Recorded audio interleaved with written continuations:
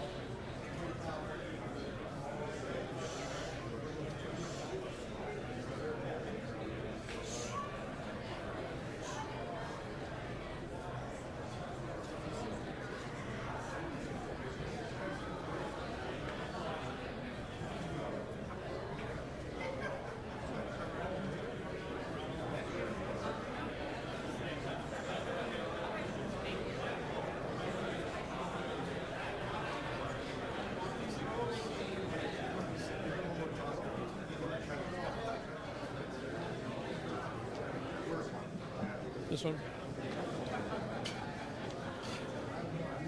Check 1 2. This is a microphone test. 1 2. 1 2 3 4. 1 2. 1 2 3 4.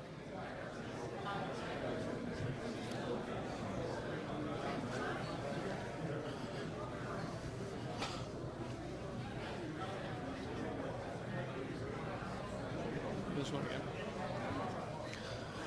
Ladies and gentlemen of the media, the format for today will be presentations from Ken Holland and our guest. After the presentations, then Todd Beam will ask for questions. When the questions are done, there are available locations for one-on-ones. We have a lit psych for photographic media, and contact any of our PR assistants or associates that will direct you to the availability of both our guests.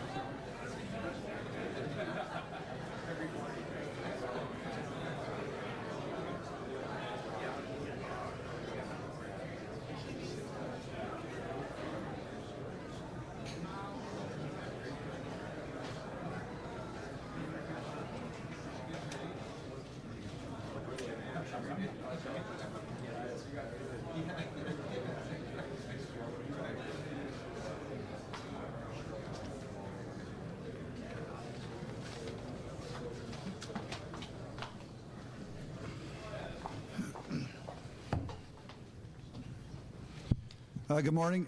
Thank you all for coming. Before we get going, certainly this is one of the worst kept secrets in recent Red Wing history. But I'm here today to announce the 27th head coach in team history and introduce Jeff Blashill.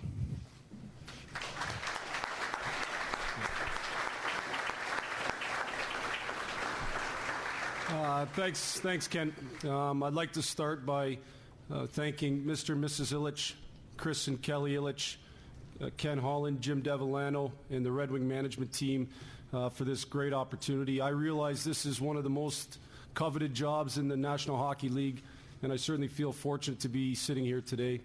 I had a great experience in Grand Rapids for the last 3 seasons, and I just want to thank the ownership, management, and staff, Dan and Pam DeVos, David and Carol Van Andel, as well as many of the management in the group there. It was an unbelievable experience, and I can't thank them enough for our time while we were there. I'd like to thank a couple people who are responsible for me sitting here today, specifically 2 individuals that gave me my first head coaching jobs. Paul Scott, the owner of the Indiana Ice, believed in me after 10 years as an assistant in college. His friendship and mentorship still means a lot to me today. Kathy Beauregard, the athletic director at Western Michigan, gave me another opportunity after Paul to be a head coach, and probably more importantly, allowed me to leave and come to Detroit as an assistant, and I owe her a lot for that, for certain. I certainly wouldn't be sitting here today if I hadn't received the phone call out of the blue in the spring, early summer of 2010 from Mike Babcock. I thank him for that opportunity. I thank him for not only that, but probably more importantly, the last 4 years of friendship and mentorship, and it certainly meant a lot to me, and again, a big reason why I'm sitting here today. I've had 2 direct bosses during my time in Grand Rapids, Jim Nill and Ryan Martin, and both have been provided great leadership for me, been great friends to me as well, and certainly thankful for them for that time as well.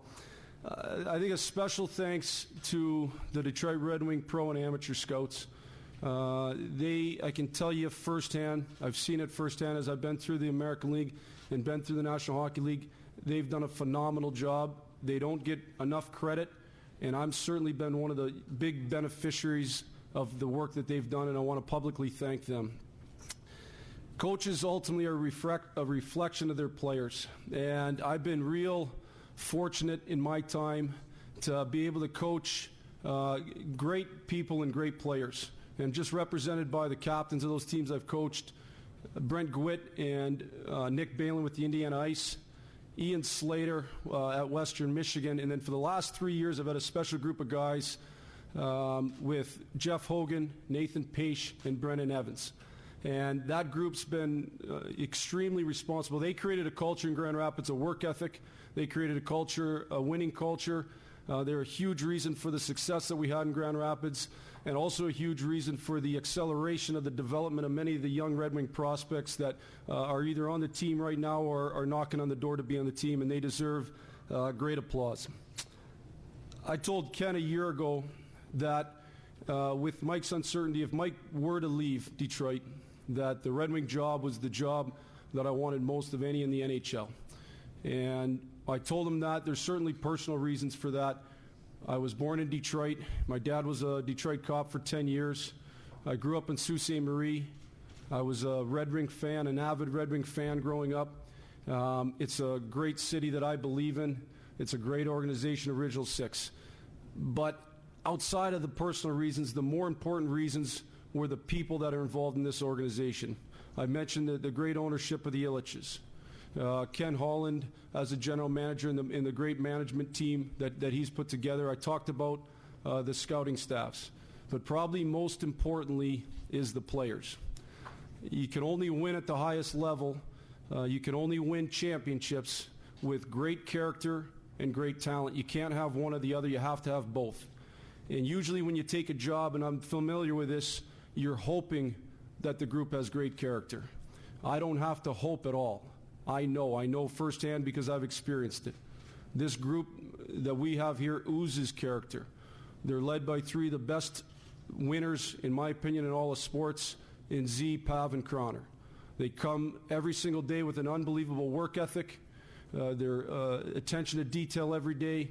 They're extremely competitive, and they're selfless, and they care about team success equal to that of their own success, many times more than their own success. I can't wait to go to work with this group in the fall and try to work to win a Stanley Cup. I just want to end by some personal thank yous to my family, starting with my father, Jim, and my mother, Rosemary, who are here today, as well as my siblings, Tim, Deb, and Lisa, my wife's parents, Ted and Kendra Williams, her siblings, Nick, Kyle, and Kirk. Our families means a lot to us. They're an extremely important part of our lives, and they've been extremely supportive through this journey, and I thank them. And then finally, to my own family, to my wife, Erica, to my sons, Teddy Owen, and my daughter, Josie. It's not an easy thing to be a spouse or a kid of a coach. My oldest is 9 years old. This will be his sixth city he's lived in. But it's been a great journey together. We look forward to the next one here in Detroit. It's just been awesome. I love you guys, and I thank you. And just before I hand it back off to Beamer, just to you, the media, I want you to know that my mom is extremely thankful for all the nice things you've been writing about me. I told her this morning, just wait. So, thank you. Thanks, Jeff.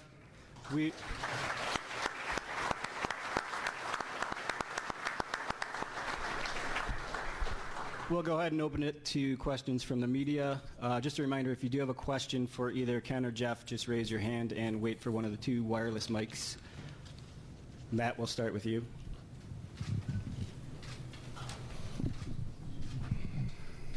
Jeff, Matt Shepard, WDFN, congratulations. How do you win the room if, as a young coach, do you feel like you need to win the room with some of the experienced players first? Well, I think any coaching job I've gone into, Matt, whether I'm young or older, to me, it's you have to earn their respect. You give them, and you have to earn their respect, and they'll earn my respect as well. And that's really the approach I've taken for any job. I believe you earn it, and you earn it by your example every single day. So it's the same approach that I've taken in every coaching job I've had, whether I was a young assistant at Ferris State, moving through the ranks, whether I was an assistant here in Detroit or back in GR as the head coach there. You have to earn the respect of the players you coach and the people that you're around. And the only way to earn respect is through your daily actions. Jeff, Helena St. James from the Detroit Free Press. Can you go back to a year ago when you knew other NHL teams were interested in you? And did Mike's decision not to sign an extension before the season play into your decision to stay with the organization? Just talk a little bit about what transpired there. Well, two things I think at that time that were important. One is I loved my job in Grand Rapids. I love the city of Grand Rapids, the people that were involved, the ownership, the staff. We had a great experience there. And I don't think when you're in a great situation, you're in any rush to go anywhere. And certainly at some point in my life, I wanted to be a head coach in the NHL, but I don't believe in rushing to get to those spots. And the second part of it is I'm good friends with Mike. I knew there was uncertainty around his particular position. And as I said in my talk, I told Ken that if there was one team in the NHL that I had the opportunity to coach, I'd want to coach the Detroit Red Wings. And so I felt like it was a great opportunity to stay in a job I loved. It was a great opportunity to continue to grow as a coach. And it was a great opportunity to put me in a position that if I did a great job, I'd be in a potential position to get the head coaching job here. Jeff, Justin Rose, WXYZ here in Detroit. Yep. With new head coaches come change. I know that you're familiar with the organization, but what are some of the changes that you want to make as you take over? I can't speak particular to anything different from what I'll do to what's been done here. I don't ever like to talk about what's been done in the past. I'll have my own approach, and with my own approach, I'm sure will come change. I'm sure there's lots of similarities. I coach similar in a lot of ways to the way Babs had coached here, in a lot of the same approaches in terms of how we play. But I'm my own person, how I deal with players, how I deal with things on a daily basis. I'll be Jeff Blashill, and I think in that there'll be change. Hey, Jeff. Tom Eschen from NBC in Flint. You mentioned your relationship with Coach Babcock over the conversations you had with him. What you learned about this job from him? Did he give you any advice, anything like that? Well, I mean, I think having the opportunity to be here as an assistant, I learned lots through my time here. The biggest thing, I mean, honestly, and I told Ken this the other day, that the number one thing that I learned when I first got here, and this is just the truth, is I learned that if you ever had the opportunity to be a head coach in the NHL, the two things that are ultra important is that you have a great ownership group and you have a great general manager. And I know we have that here. And I say that because in the end, that probably is the most, those relationships and those people are the most important things towards success. I think people are the number one factor in success more than anything else. So, obviously, having spent time here as an assistant, there's lots I learned about what it takes to win in the National Hockey League, maybe specifically to Detroit, but nothing that jumps out in one particular thing. Jeff, you've coached many of the players that are already on the Red Wings and many more that are in Grand Rapids. Just talk about that familiarity with the system and the players and how that can help your transition here. Well, I think, we talked off the onset about building trust and earning trust, and I don't think trust is anything you should, respect and trust is anything that you should ever feel or take for granted. You have to earn it, and you earn it through your actions. And I think for a lot of the guys that are on this team, I've coached almost all of them at one point or other. Now, some of them was as an assistant here, and lots of them as a head coach. And I think there's been trust, respect on both sides already earned. So I think that helps us hit the ground running. I know lots about what makes a lot of the guys tick. Certainly you can't treat every guy the same. You have to, in each individual meeting, motivate people in different ways. And I think the fact that there is familiarity there will allow that to happen in a more efficient manner. Jeff, Jamal Spencer, WZZM. You're the first American-born full-time head coach in franchise history, and being a Michigan native with a lifelong understanding of this tradition, what does that mean to you, and do you fully grasp the tradition and title of your new job? I didn't know that, actually. That's an interesting fact. What took so long? Hey, Chelly? I'm just kidding, obviously. There's a certain part of this today that, from a personal standpoint, is really neat. Again, I grew up in Sault Ste. Marie. I grew up an avid Red Wing fan. I remember going through I certainly didn't go through them like you guys did, but the hardships of trying to get to that first cup in a long time in '97 and then winning the back-to-back cups. I was a fan during that time. It's a neat thing to be able to ultimately be a head coach of an organization that was a big part of your life growing up. So that's a pretty cool thing. I think there's great American coaches out there, and I think that's represented in the National Hockey League. It's represented throughout hockey. I think it's represented in college hockey. I mean, one thing for me personally is I came up through the college hockey ranks, and I take great pride in that. And I know there's a lot of great college coaches out there coming up both through the USHL and college, and I take pride in the fact that I'm standing here today, and I know there's going to be lots of other guys that will be in these same shoes at some point. When you learned that Mike was going to leave, how did the conversations between you two unfold? Was it kind of automatically, okay, this is what we're doing, you've been our guy all along, or how did that unfold? With Ken? Mm-hmm. Well, there was, I'm trying to think of the timeline. I mean, I think when Mike first let it be known that he was leaving, Ken just called me and alerted me to that and said we'd talk face-to-face, I think, the next week. And so that, we were in the middle of a playoff series. My focus was certainly on us trying to win another Calder Cup, and I think we had a team that was good enough to do it, and we just fell a little bit short. But that was my sole immediate focus, I should say. But Ken and I had an opportunity to talk and went through it, and then just through those conversations got to this point today.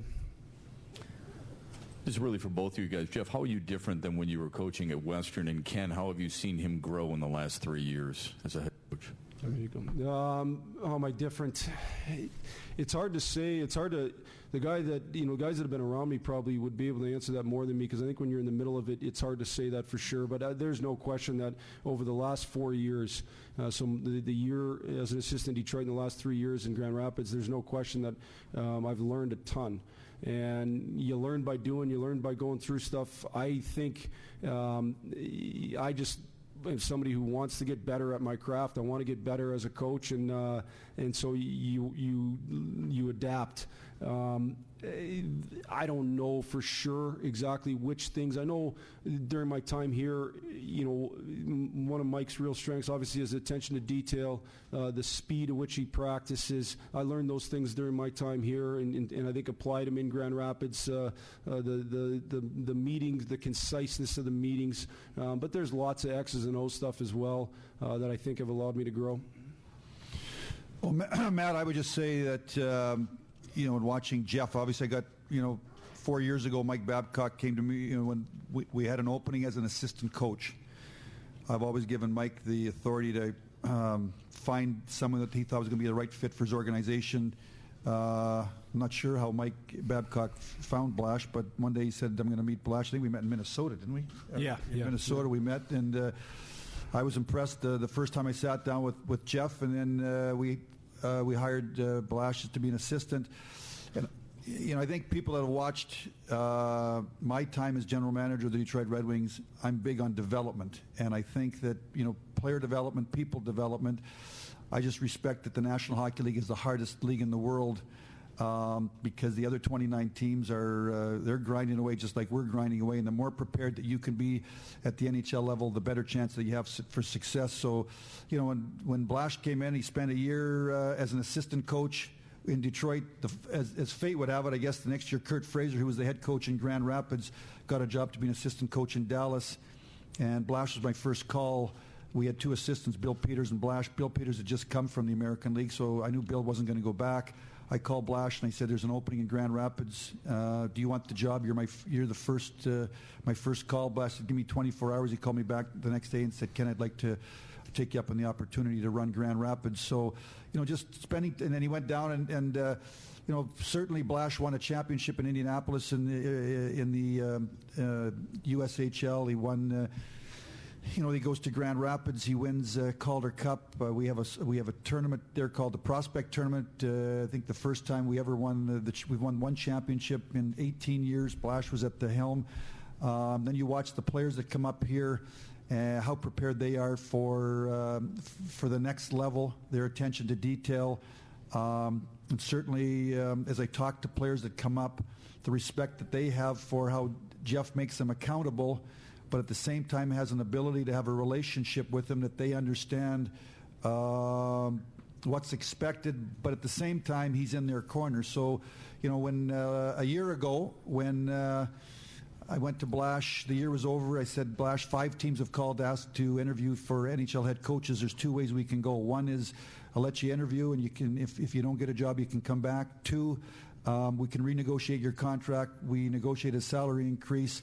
We certainly talked about the uncertainty of Mike Babcock's situation, and I told Blash that if we weren't able to retain Babs, that he would be my number one candidate. And again, 24 hours later, Blash called me back and said, "Ken, I love it here." And just like he had said, he wanted to stay in Grand Rapids and continue to develop as a coach for 1 more year. So when you start to piece everything together, it eventually comes to the decision that we made today. I just think that it's a perfect time for Blash to take over our team, and we've had a fabulous run with Mike Babcock for 10 years, and I'm hoping that the decision we made today is going to be a decision that's going to run here for a lot of years.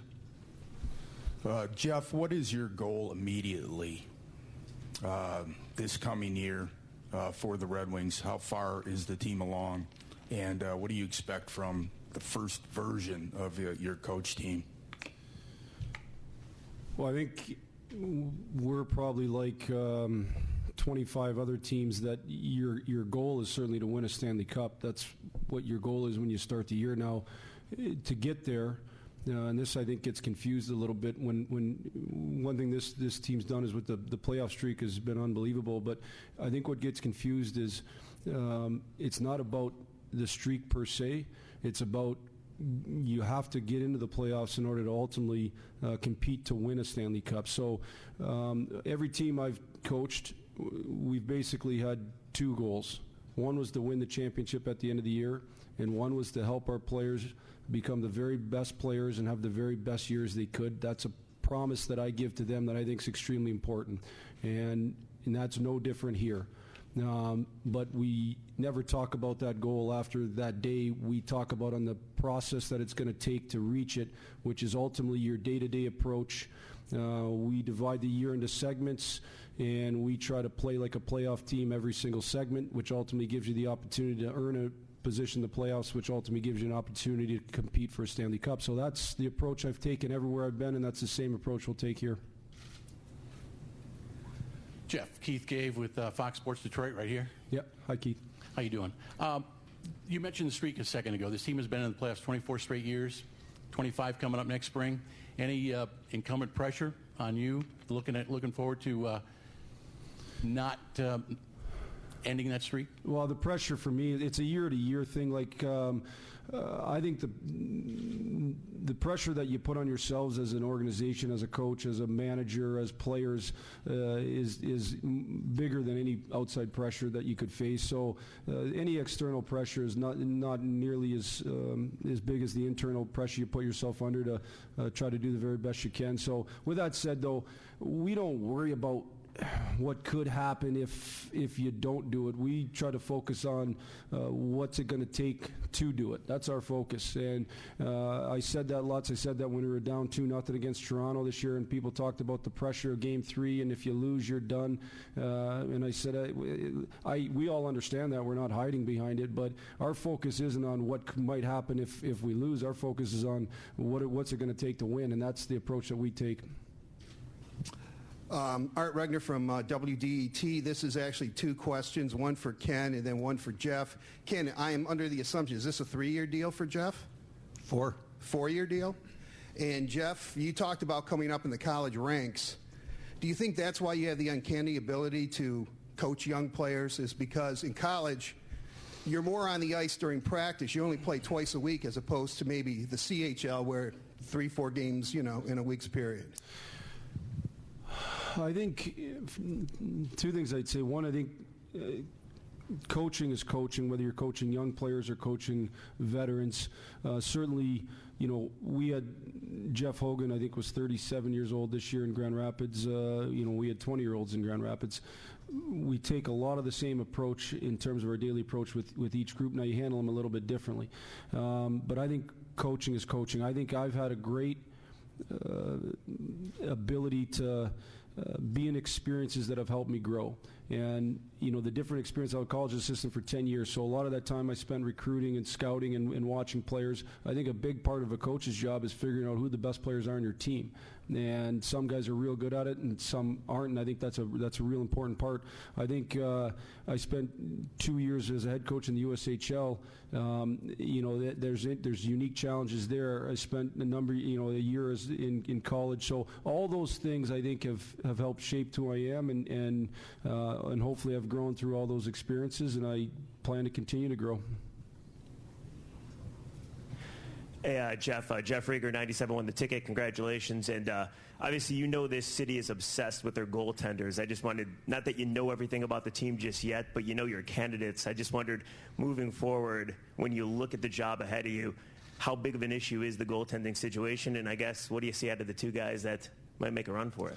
Well, the one thing that I know is that both Jimmy Howard and Peter Mrazek have proved at different points in their careers that they're elite goalies.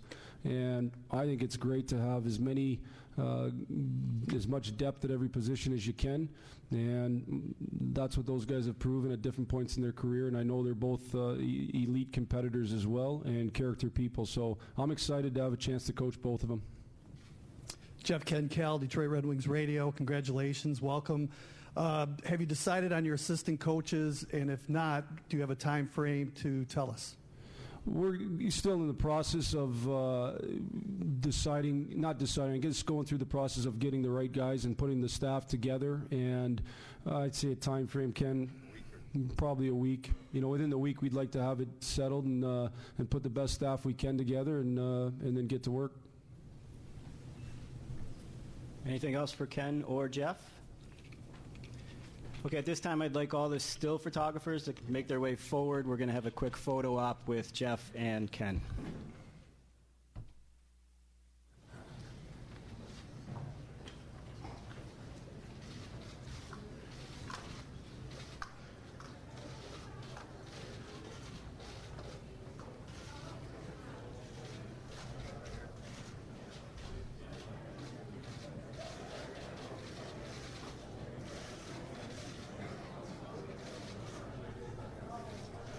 All right, thank you, guys.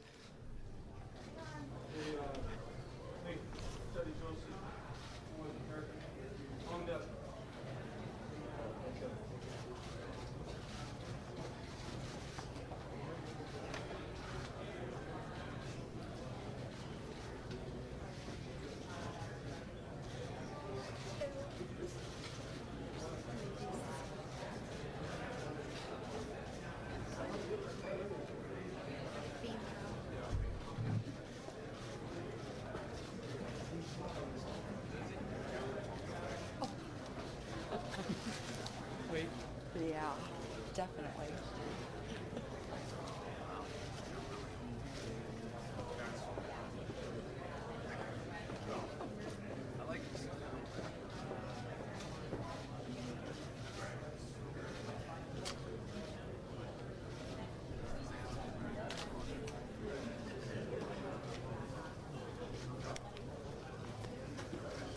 Okay, at this time, we're going to break it down into some smaller scrums and one-on-ones. I'm going to take Jeff Blashill for a live interview, and then he will be on the side next to the Meyer backdrop. Ken Holland will remain in front here for some one-on-ones and small scrums with media.